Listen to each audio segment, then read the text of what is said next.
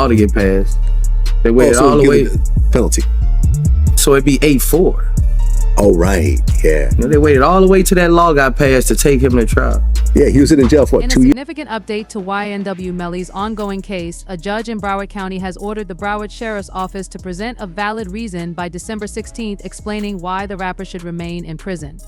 This decision comes after Melly's legal team called for his immediate release, citing his 5-year imprisonment without a final resolution. If the sheriff's office cannot satisfy the court's demands, YNW Melly may be released, marking a pivotal moment in his complex legal battle. Originally, YNW Melly, whose real name is Jamel Demons, was set to be released on December 7th. However, in an unexpected turn of events, the judge granted a 10-day extension, pushing the date back and leaving his family and supporters deeply disappointed. This delay has further fueled the growing sentiment among his fans and some legal experts that the justice system may be unfairly targeting him. Melly's mother has been outspoken in her criticism, accusing prosecutors of using deliberate stalling tactics. In addition to her public outcry, she has taken legal steps by filing a lawsuit against the Broward Sheriff's Office, claiming that her son has suffered inhumane and cruel treatment while in custody. The lawsuit draws attention to both the extended period of his imprisonment and the reportedly harsh and unsafe conditions he has endured in jail. YNW Melly has been battling for his freedom since his 2019 arrest on double murder charges related to the deaths of his close friends, YNW Jucky Sack Chaser and YNW Juvie. The case has been plagued with challenges, including claims of mishandled evidence, inconsistent testimonies, and dubious prosecutorial practices. Despite these setbacks, Melly has remained in custody with only a few legal wins to show for his ongoing fight. One of the most surprising elements of his case was the lengthy delay before his trial even started. Although Melly had been incarcerated for over 2 years, his trial was postponed until Florida enacted a new law that reinstated the death penalty in certain murder cases. This led many legal experts to speculate that prosecutors deliberately stalled the trial, possibly hoping to secure a harsher sentence if Melly were convicted. Rapper Boosie Badazz, a strong critic of the legal system, weighed in on the situation, saying, "When they want you, they want you." He argued that Melly's prolonged incarceration before his trial was a clear sign that prosecutors were intent on securing a conviction at any cost. Boosie also highlighted the unusual fact that Melly wasn't granted bond after his mistrial, calling the situation unprecedented. The mistrial in Melly's initial trial added another layer of complexity to his legal struggles. Normally, defendants are eligible for bail after a mistrial, but Melly was denied this chance, sparking significant criticism from his legal team and supporters. Many view the continuous delays in his case as part of a larger pattern of legal obstruction. His attorneys have contended that the prosecution is deliberately prolonging the proceedings, using legal technicalities to keep him locked up indefinitely. The lawsuit filed by Melly's mother brings these concerns to the forefront, accusing the sheriff's office of denying her son basic human rights and infringing on his constitutional protections. As the December 16th deadline draws near, the Broward Sheriff's Office is under significant pressure to justify keeping Melly in custody. Legal experts suggest that the sheriff's office may argue security concerns or ongoing legal issues as reasons for his continued imprisonment. However, with the numerous delays and allegations of prosecutorial misconduct, many believe Melly's legal team has a solid case for his release. If the sheriff's office fails to provide convincing evidence by the court's deadline, YNW Melly could be released, marking a long-awaited victory for his family, fans, and supporters who have always believed in his innocence. His legal team has made it clear that they are ready to take the fight to the federal level if needed, stressing that Melly has already spent almost 5 years in jail without a final conviction. Throughout Melly's time in custody, his case has ignited widespread discussions about the U.S. legal system, especially regarding prolonged pretrial detention and potential violations of defendants' rights. Many of his fans have rallied on social media using hashtags like #FreeMelly and #JusticeForMelly to call for his release and to voice their criticism of how the justice system has handled the rapper's case. Despite his legal challenges, Melly has retained a strong fan base and continues to receive support from prominent artists like Kanye West and Young Thug. His supporters argue that his extended time in prison is not just a personal injustice, but also a symptom of deeper systemic issues within the criminal justice system. As the December 16th deadline approaches, the legal future of rapper YNW Melly, born Jamel Demons, hangs precariously in the balance. The Broward Sheriff's Office has been ordered by the court to provide a compelling reason for Melly's continued imprisonment. If they fail to justify his detention, the rapper could finally walk free after 5 tumultuous years behind bars. However, given the history of delays and legal roadblocks in his case, many remain skeptical about whether his release will become a reality. Melly's case has been marred by a series of legal complications and procedural delays that have kept him incarcerated far longer than expected. Following his 2019 arrest on double murder charges related to the deaths of his friends YNW Sackchaser and YNW Juvie, Melly has faced an uphill battle in court. Despite the gravity of the charges, his trial has been repeatedly delayed due to prosecutorial maneuvers, legal challenges, and procedural technicalities. The most significant delay occurred when Florida reinstated the death penalty for certain murder cases. Legal experts and supporters allege that prosecutors deliberately postponed Melly's trial until this law took effect, hoping to secure a harsher sentence if he were convicted. This controversial move fueled speculation that Melly was being targeted unfairly, sparking public outrage and social media campaigns demanding his release. Earlier this year, Melly's first trial ended in a mistrial after jurors failed to reach a unanimous verdict. In most legal cases, a mistrial typically results in a defendant being granted bail while awaiting a retrial. However, Melly was denied this opportunity, remaining incarcerated despite the lack of a conviction. His legal team has expressed frustration, arguing that this denial violates his constitutional rights and reflects a broader pattern of systemic bias. Rapper Boosie Badazz, a vocal critic of the justice system, spoke out on Melly's case, calling it a clear example of prosecutors going to extreme lengths to secure a conviction. When they want you, they want you. Boosie remarked, emphasizing how unusual it is for a defendant to remain behind bars after a mistrial without being granted bail. His comments echoed the concerns of many legal analysts who view Melly's extended imprisonment as excessive and unjustified.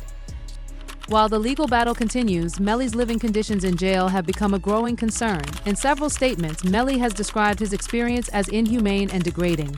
He claims to have been kept in near isolation, denied contact with family members for over 3 years, and forced to endure freezing temperatures in his jail cell. The food provided to him has been described as inedible, contributing to severe mental and physical strain. In an emotional interview, Melly's mother painted a grim picture of his reality behind bars. She detailed how the prolonged isolation and harsh treatment have taken a significant toll on her son's well-being, leaving her fearful for his survival. "He's barely holding on," she stated, emphasizing the urgent need for intervention before it's too late. These allegations of mistreatment prompted Melly's family to take legal action against the Broward Sheriff's Office, filing a lawsuit that accuses the jail of violating his basic human rights. The lawsuit highlights instances of psychological torment, inadequate medical care, and prolonged isolation as evidence of cruel and unusual punishment. Despite these challenges, Melly's supporters have remained steadfast in their calls for justice. Social media platforms have been flooded with messages of support, with hashtags like Free Melly and Justice formerly trending regularly. His case has drawn attention from prominent figures in the music industry, including rappers and artists who have spoken out against what they perceive as an unjust legal system. However, public opinion on Melly's innocence remains divided due to the seriousness of the charges against him. While some believe he is being targeted unfairly, others argue that the evidence presented in court suggests he may be guilty. This polarized perception has only added to the intense scrutiny surrounding the case. With the December 16th deadline looming, all eyes are on the Broward Sheriff's Office to provide a legally sound explanation for Melly's continued imprisonment. If they fail to meet the court's demands, the rapper could be released, marking a potentially historic victory in his long-running legal saga. Legal experts speculate that the sheriff's office might cite security risks or pending legal proceedings as reasons to keep Melly detained. However, given the mounting allegations of mistreatment and the procedural irregularities throughout his case, his legal team believes they have a strong argument for his immediate release. Still, concerns persist that prosecutors may attempt another last-minute legal maneuver to delay the process once again.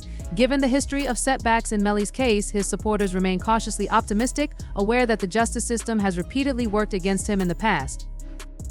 As the clock ticks down, Melly's fate remains uncertain. His legal team has vowed to fight all the way to the federal courts if necessary, determined to secure his freedom after nearly half a decade of imprisonment without a definitive conviction. His supporters, family, and fans continue to rally behind him, hopeful that the upcoming court decision will finally bring an end to this long and painful chapter. Melly's mother has expressed her deep concern, stating that her son has not been allowed to make phone calls or even receive his mail. She emphasized that despite Melly not being convicted of any crime, he is being treated worse than other inmates, some of whom have been convicted. She pointed out that even those inmates are allowed to use phones and send letters, but Melly's mail is withheld from him, further isolating him. Meanwhile, Charleston White made headlines for his controversial comments, stating that he was glad Melly was suffering in jail. Regardless of the outcome, Melly's case has become a symbol of the broader challenges within the U.S. legal system, highlighting issues such as prolonged pre-trial detention, alleged prosecutorial misconduct, and the human cost of an extended legal battle. Whether he walks free or remains behind bars, one thing is clear: YNW Melly's story is far from over. claiming that he shouldn't receive any special treatment. White expressed his satisfaction by saying, "I'm so happy he's in jail getting mistreated." Charleston White further expressed his harsh opinion, stating, "When you take a life, homie, you ain't got a right to complain about a mother thing." It's about being mistreated. He added that Melly had chosen to play somebody and therefore deserved his suffering. This comment deeply upset YNW Melly's mother, who has been heartbroken by her son's situation. She spoke out about the pain of seeing her son's statement, where he expressed how he's been hurt and scared for his life. As a mother, she shared how it made her feel completely helpless, particularly in the face of what she describes as mistreatment by the Broward Sheriff's Office.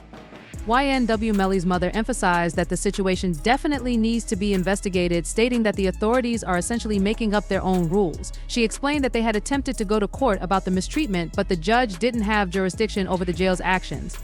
Despite a hearing regarding the mistreatment, the jail continues to operate by its own set of rules, which she believes is unfair. She also expressed frustration with the lack of accountability, asserting that the authorities involved need to answer to someone as well. We also heard from Boozy again, who had previously visited Melly's mother during the original trial, showing his ongoing support for the case. Boozy spoke about the stress Melly's mother was experiencing, recalling how he met her while Melly was in jail. He described her as real and stressed out, noting that he reached out to her because he could relate to her pain. He acknowledged her strength, saying she's a good woman, and expressed that seeing her struggle reminded him of what his own mother went through. Meanwhile, the feds have created a 6-page evidence file outlining the reasons for YNW Melly's continued detention, further complicating the case. The prosecutor argued that YNW Melly shouldn't be released from jail, questioning whether he should be granted freedom. They began by examining Melly's possible motive, noting that before his arrest, he was close friends with King Von. A former O Block member shared that Melly had asked King Von for advice on how to handle YNW sack chaser and juvie. The individual revealed that Melly had expressed concern about his two friends, although he didn't directly say they had argued. The former O Block member explained that people sometimes communicate things without explicitly stating them, hinting at underlying tensions. The former O Block member shared a conversation where Melly expressed frustration with his two friends, Sack Chaser and Juvie, accusing them of trying to extort him. The member recalled Melly telling him, "Once I posted what I posted, Von was mad at me, bro, asking why I put that out there." Melly, feeling betrayed, questioned why his friends would try to extort him after all they had been through together. The O Block member pointed out that if they were trying to extort Melly, it didn't make sense for him to still be around them. According to the members, Sack Chaser and Juvie were allegedly after Melly for financial gain, seeking to have the YNW business divided equally among the four of them. However, Melly and Borland were bringing in the most revenue. The investigation into the incident revealed critical details that contradicted Melly's version of events. During a drive-by shooting, SGE Williams, who examined the vehicle, revealed that the physical evidence didn't align with the story. She pointed out that there were 17 shell casings found outside the car, but only 3 rounds inside. When asked if the shots from inside the car could have come from Mr. Williams and Mr. Thomas, she confirmed that it was impossible. Specifically, the shots came from the backseat on the driver's side. She further clarified that it was not feasible for 2 people to have been inside the car during the shooting. About the disparity in how the two have been treated, it's become clear that Melly has been the primary target for the authorities from the very beginning. The case has been marked by intense scrutiny of both YNW Melly and his co-defendant, YNW Borland. The investigation into Borland, dating back to the night of the crime, has led some to believe that he was less involved and may have been trying to protect himself, with many interpreting his actions as an effort to stay safe. Borland reportedly explained, "I'm driving, ducking for my life, trying to make sure I don't get hit," suggesting that he was focused on self-preservation in a chaotic situation. This narrative paints him as being more of a bystander compared to Melly, who has been portrayed as the primary individual responsible for the tragic events. In the midst of the investigation, the confusion and chaos surrounding the incident are evident in the statements made by those involved. One person explained, "I'm going to be worried about. You know what I'm saying? I know it's not for you to worry about. ____ crazy, bro." He continued, detailing how crucial the physical evidence would be, highlighting the importance of broken glass, casings, and other forensic details. "If you tell me it happened there, there's got to be some evidence. There's going to be broken glass. Just like there's broken glass over here when you guys open the doors and stuff like that, there's going to be casings from the people at your car." This emphasis on tangible evidence like broken glass and casings underscores the difficulty of piecing together what happened during such a violent and chaotic event. The case has been marred by ongoing legal battles and complications over the years, with repeated attempts to secure a bond for YNW Melly being thwarted by the authorities. Despite his legal team's efforts, the feds have consistently found ways to deny his release. In addition to the challenges surrounding his bond, the situation worsened when new witness tampering charges were brought against Melly and his co-defendant, YNW Borland. The charges stem from alleged interactions with Melly's ex-girlfriend, and the state filed 6 new charges against Melly and 2 others. These charges include tampering with a witness and directing the activities of a criminal enterprise, further complicating Melly's fight for freedom and prolonging his time behind bars. The legal situation surrounding YNW Melly and his co-defendant YNW Borland became even more complicated when new charges were brought against them. These charges included solicitation, conspiracy to commit tampering, and unlawful use of a two-way communication device. Some of these charges carry the potential for a life sentence if convicted. According to court files and statements from YNW Juvie's father, Melly and Borland were accused of using coded language to communicate with Melly's ex-girlfriend and prevent her from testifying against him. Despite being restricted from using the phone, Melly allegedly found ways to pass notes and use intermediaries to send messages. It's claimed that they used code words like Rihanna and references to Rocky's baby mom to disguise their communications, which further fueled the belief that they were going to extreme lengths to influence potential witnesses and suppress testimony.